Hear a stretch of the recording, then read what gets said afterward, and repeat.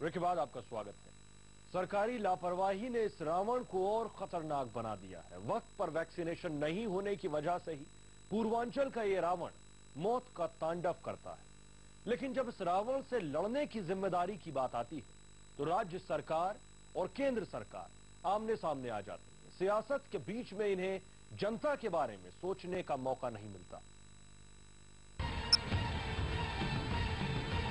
इधर उत्तर भारत में मानसून के बादल छाते हैं और उधर पूर्वांचल में इंसेफ्लाइटिस का रावण अपने खूनी पंचे में लोगों को दबोचना शुरू कर देता है। साल 2005 में तो गोरखपुर, देवरिया, कुशीनगर, बस्ती समेत पूर्वी उत्तर प्रदेश के 1.5 दर्जन जिलों में यह बीमारी महामारी के तौर पर उभरी। 1,500 बच्चों पर इसका कहर नाजिल हुआ। वही साल था जब लखनऊ की सरकार ने थोड़ा दर्द महसूस किया था और नई दिल्ली भी हरकत में आई। चीन के चेंगटू इंस्टीट्यूट ऑफ बायोलॉजिकल प्रोडक्ट्स से वैक्सीन का जुगाड़ किया गया और टीकाकरण का अभियान शुरू हुआ।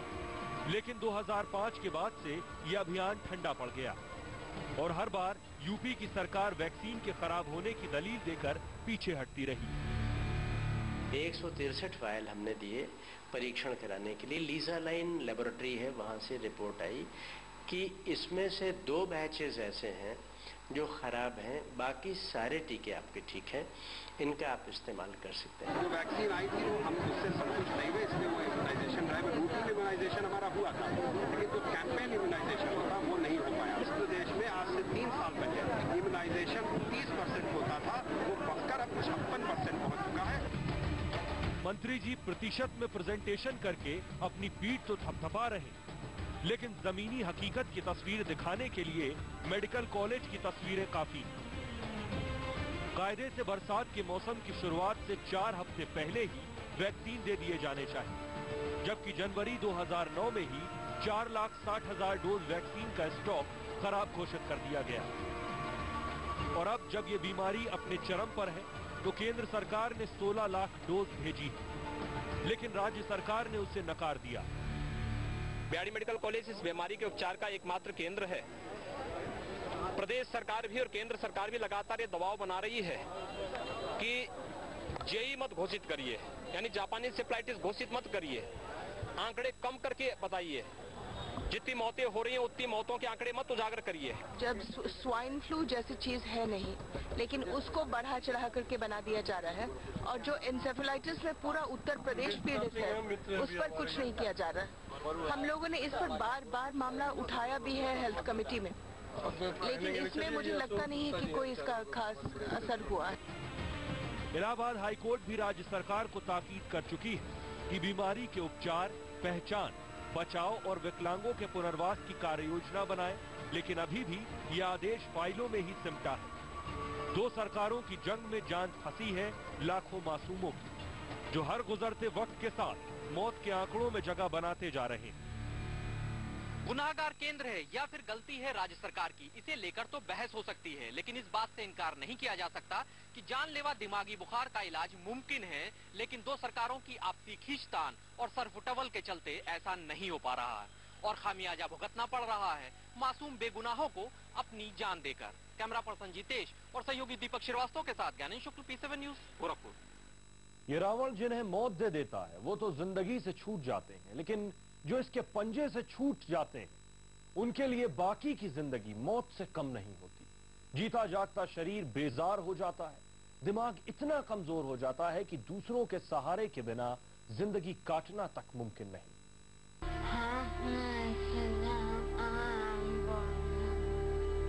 संजू ठीक से बोल नहीं पाती। वो हर बात समझती तो है, लेकिन उसका जवाब नहीं दे पाती। वो हमेशा से ऐसी नहीं थी। वो अपनी हर बात दिल खोल कर कहती थी, हंसती थी, खुश रहती थी, लेकिन दिमागी बुखार के कहर से वो नहीं बच सकी। दवा इलाज के जरिए उसकी जान तो बच गई, लेकिन उसकी जिंदगी अनजान सी हो गई।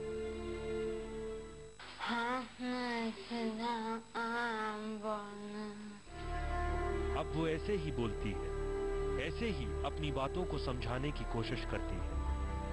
वो पहले बुखार हो बुखार के बाद तब पता चलल तो ले गई गोरखपुर हॉस्पिटल ले गई तो वहाँ भर्ती भैली।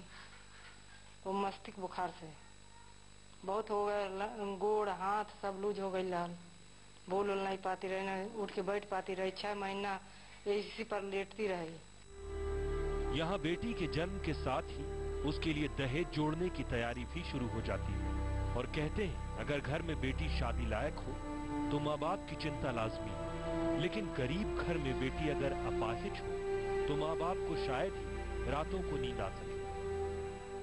कैसे शादी होगा, कैसे का होगा, खेत भी बेच के पैसा लगा चुके हैं। ये तो एक संजू की कहानी है, लेकिन संजू जैसे बहुत से मरीज हैं जो दिमागी बुखार से तो बच गए लेकिन जिंदगी के मायने धुंधले हो गए। कुछ माँ बाप तो ऐसे भी हैं जो शरीर से लाचार हो चुके अपने बच्चों के लिए मौत की दुआ मांग रहे हैं।